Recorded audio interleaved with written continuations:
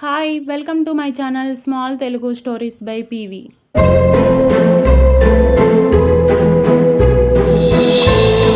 సాహసవీరుడు విక్రమార్కుడు, అతడి తెలివితేటలకు పరీక్ష పెట్టే బేతాళుడు. ఇది ఒక అద్భుతమైన బేతాళ కథ. ఒకరోజు శ్మశాన వాటికలో ప్రవేశించిన విక్రమార్కుడు చెట్టుకు వేలాడుతున్న బేతాళాన్ని తీసుకొని వస్తున్నాడు. కానీ బేతాళం మౌనంగా ఉండదు. బేతాళం విక్రమార్కుడితో ఇలా అంటుంది, ఓ రాజా, నీతో నేను మౌనంగా రావడం లేదు. నేను నీకు ఒక కథ చెబుతాను.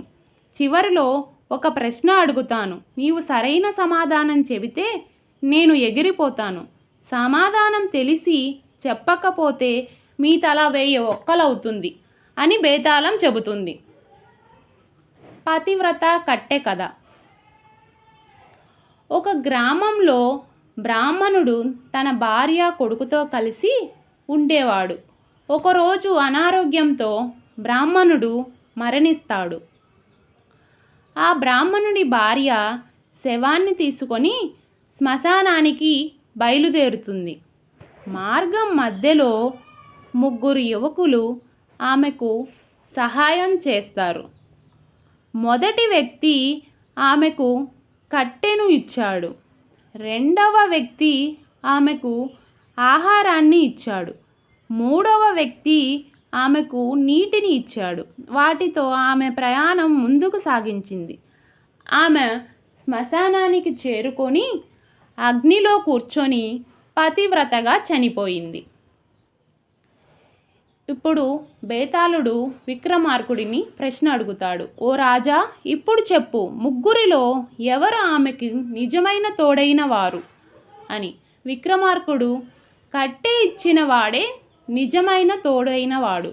ఎందుకంటే అతని సహాయం లేకుండా ఆమె శవాన్ని మోసుకెళ్ళడం సాధ్యపడేది కాదు అని విక్రమార్కుడు చెబుతాడు.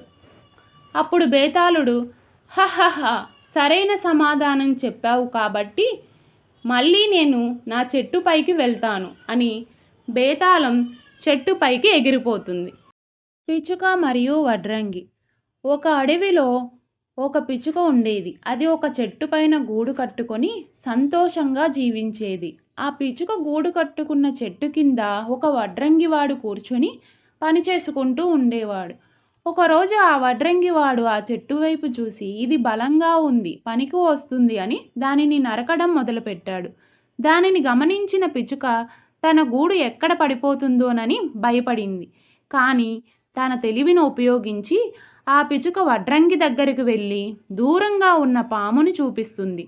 ఆ పాముని చూసిన వడ్రంగి భయపడి అక్కడ నుంచి దూరంగా వెళ్ళి పని చేసుకుంటాడు. దానిని చూసిన పిచుక ప్రాణహాని తప్పిందని ఎంతో సంతోషంగా ఉంటుంది.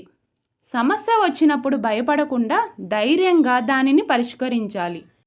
స్టోరీ నచ్చితే లైక్ చేయండి, షేర్ చేయండి, సబ్స్క్రైబ్ చేసుకోండి. Thank you for watching.